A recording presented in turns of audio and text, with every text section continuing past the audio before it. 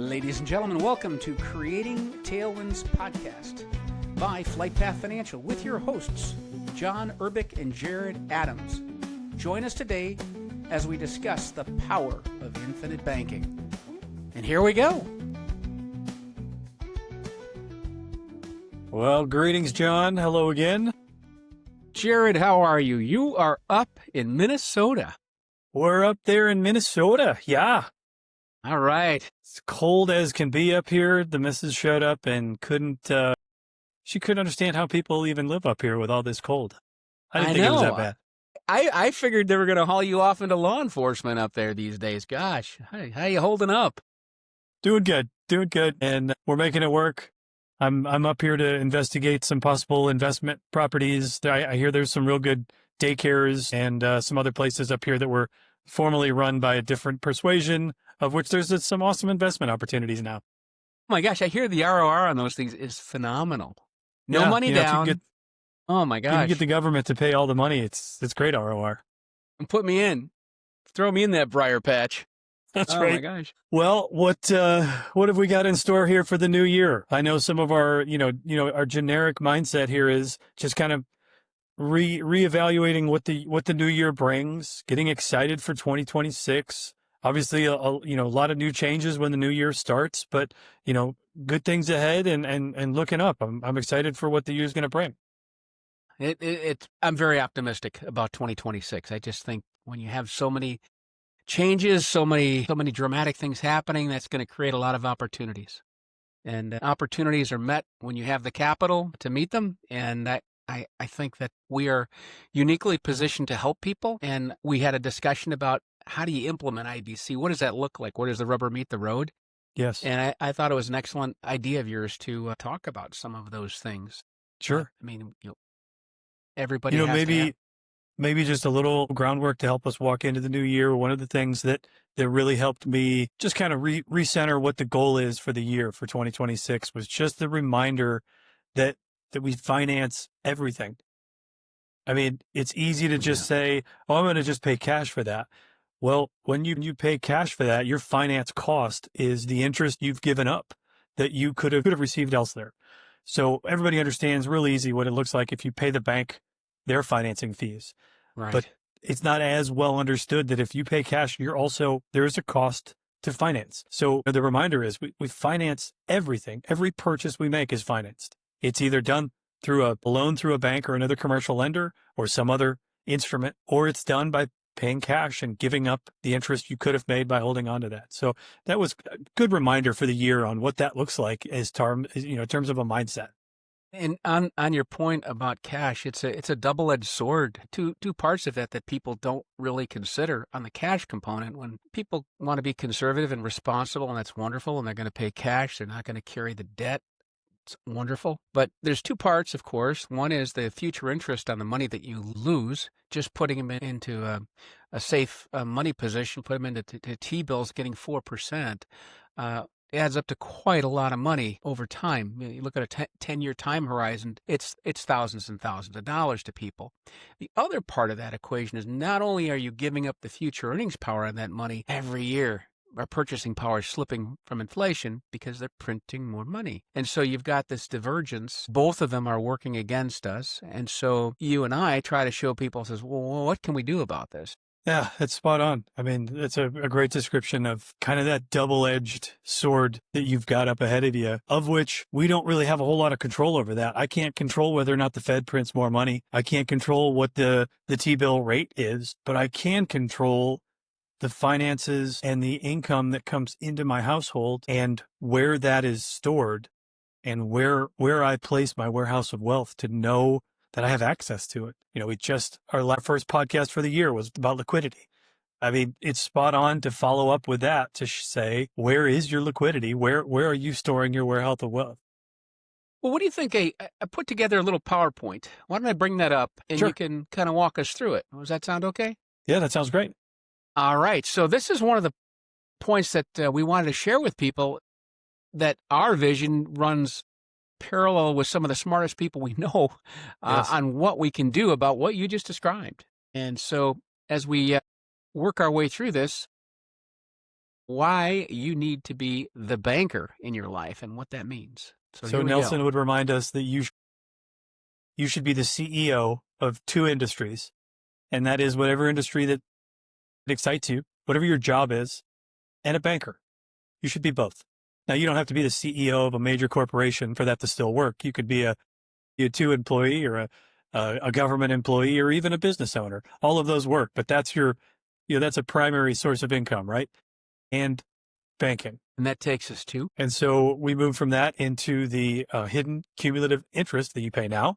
So let's show you how you can handle that, how you can take control of that. So we talked about this. You finance everything you buy. There are no exceptions. You borrow from the bank, you pay them interest. If you use cash, you forfeit all of the earning power.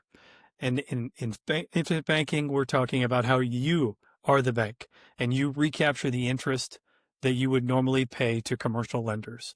So we're looking at that in the sense that if you recapture the banking function for your household automatically, without talking about interest rates, without talking about rates of return, automatically you are reclaiming 34.5% of your household expenses, because that's a number that Nelson would calculate when he calculated on average how much money leaves the household environment and leaves to go pay for the cost of interest.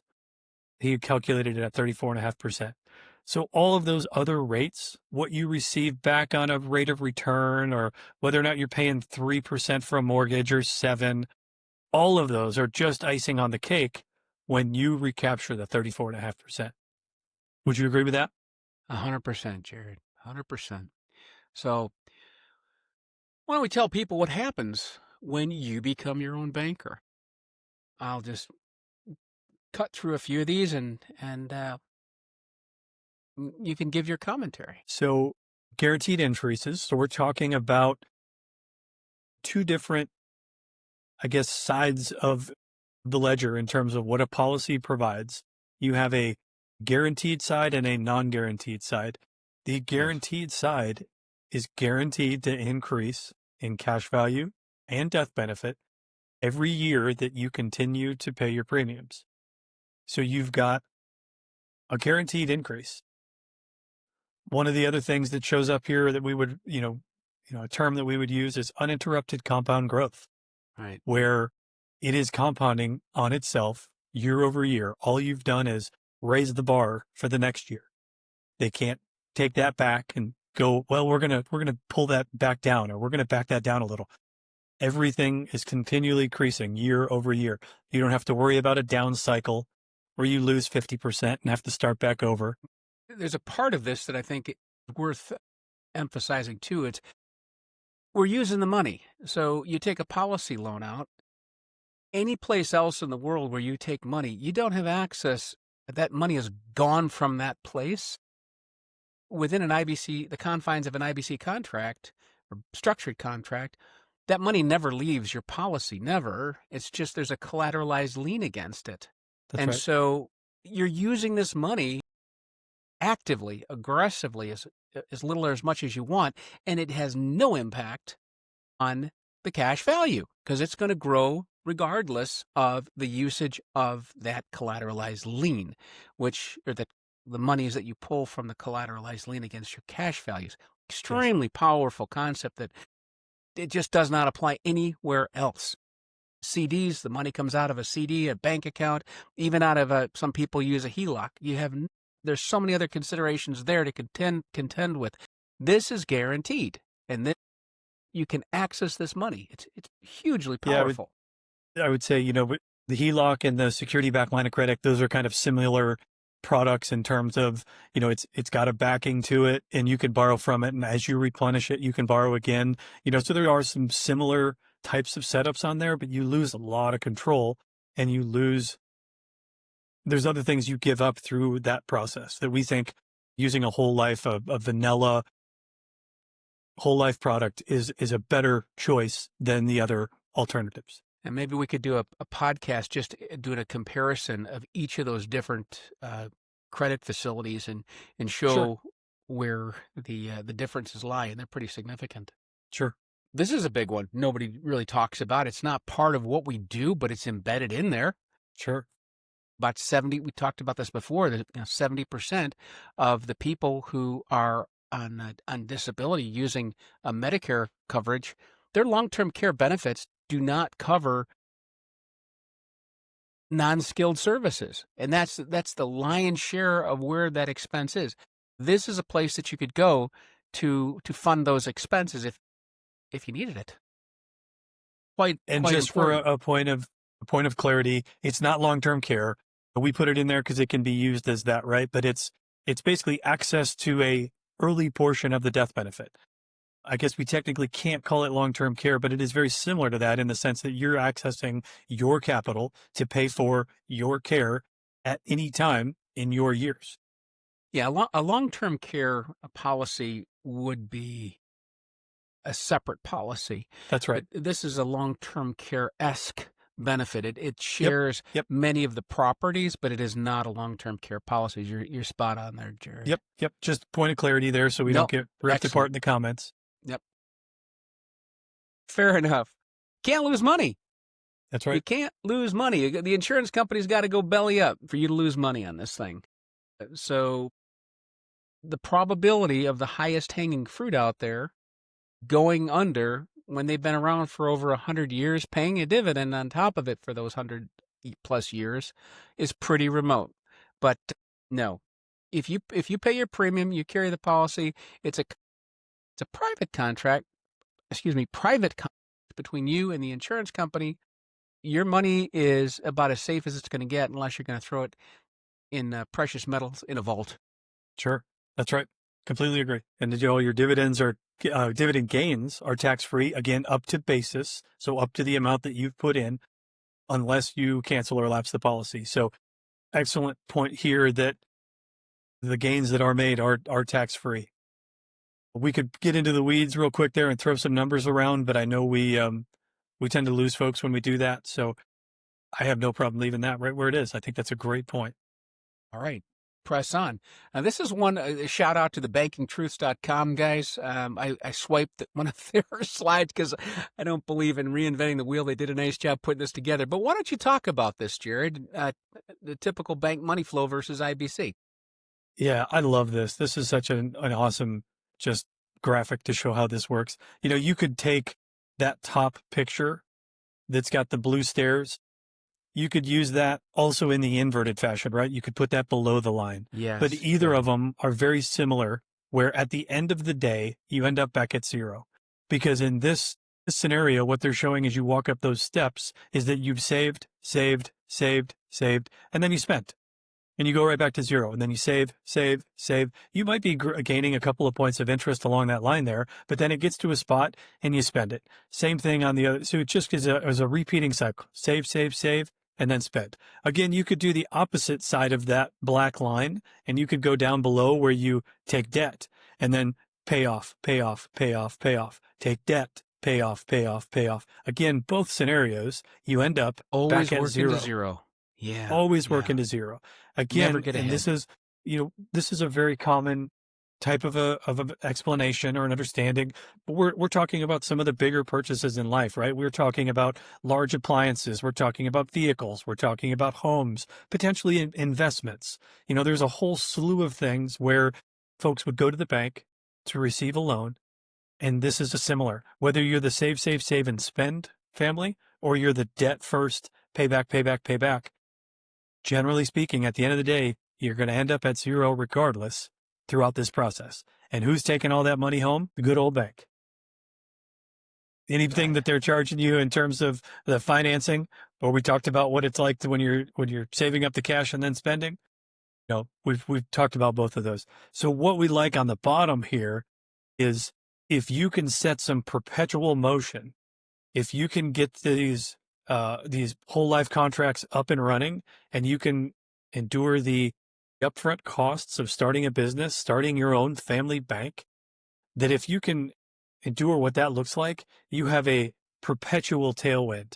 Doesn't get any more perfect than describing our name of our podcast, creating tailwinds. This is where this is from. The goal is set something up that is constantly creating financial tailwinds in your life.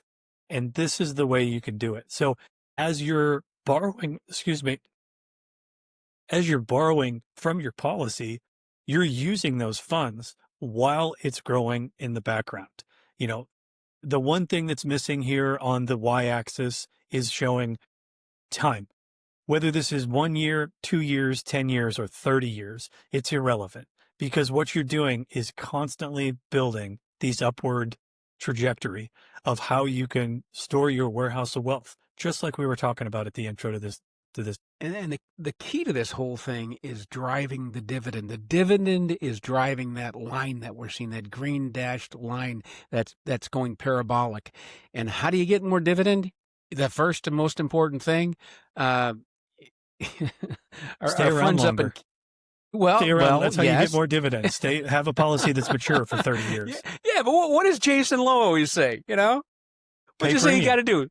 Pay premium. That's it. Pay premium. I love that. Don't make this hard. You That's pay right. premium. That's going to drive the dividend. The dividend is going to drive that arc, and it's going to go parabolic on you. You got to get through the first few years. Yeah, you're not going to see significant shift in the cash values, but as this thing grows, man, oh man, it takes off. That's right. It just takes off. All right, right. so let me So that's the transition. goal. Yep, that's the goal. So let's talk through. This is very simple stuff. This is how it works. This is IBC in action in a nutshell. Jared, you want to take it? This is all you. Okay. All right. I've been talking too much. I'm going to defer to you. No, I'm going to defer you've to the been doing expert. a phenomenal job here. So you take your money and you're going to simply fund a IBC designed life insurance contract, and it's a dividend paying whole life insurance contract from a mutual company is our preference by a long shot. And then once the money is sitting there, the cash values, you're going to have, we can build these things. Jared and I can build these things. So the lion's share of your premium is sitting there in cash value. Once it's sitting there in cash value, you can take the lion's share of that out as a loan, and that becomes a collateralized loan. It's a lien placed against your cash values. The cash never leaves your contract. It remains. And as you can see underneath, there's a little spigot, and you can turn that on or off, and you can use that money for any purpose you wish to, unrestricted. And that's a private transaction right now. That is not reportable to anyone, including the IRS, any government agency. This is a private contract between you and a private company. That's what this is. And then on your terms, and Jared and I would encourage you to do this in a disciplined way, you want to put the money back. So the loan repayment releases the lien on your cash values for your use again. So just to be clear, when you put money back into the policy by way of a loan repayment, you're saving on the loan interest, yes. You're still getting the dividend, but it is not increasing your dividend beyond that until you do what? You got to pay more premium. That right. is the Which secret you do sauce so typically at the annual renewal. Yep, absolutely right. Some folks like to pay monthly, quarterly, or semi-annually, but generally speaking, if you're an annual payer, when that renewal hits every year, you pay additional premium. It restarts and cycles the next year. They issue the dividend, and then the cycle continues. And I love this picture here. This is just a nice, easy description, of how this is set up. And I just want to come back and circle back at a term that you used that was so important. When we talk about setting up your own bank, you do borrow from the cash value of your life insurance contract. And just like you said here, the collateralized loan, that is an exact perfect description, but it's the cash value, right? Someone who's new to IBC, maybe they haven't read the book yet. It doesn't always make sense that they're not borrowing cash, but they're borrowing from their cash value of this contract. And the cash value is constantly increasing year over year. That's the part that's the uninterrupted compound growth. As long as you pay your premium the year over year, it is guaranteed to continue to grow and will do so like we've shown in that parabolic manner. And through that, you still get access to these collateralized loans that you can borrow your funds and put them to use in any way that you choose. Just like John said, this private transaction. Oh, man. So we launch into 2026 and we start off with a nice, simple message of the reminder that you finance everything. And the question is, are you controlling where you're saving? Are you controlling your warehouse of wealth in a place that you can recapture that interest and have absolute control over your warehouse of wealth? Well said. Well said. Yeah. I mean, you got to put your money somewhere. Take a That's look at right. take a look at where you're putting your money. I think, Jared, you and I would find that, and we do find that most people have very leaky buckets with their money. They dump it in there and it's going out in all directions.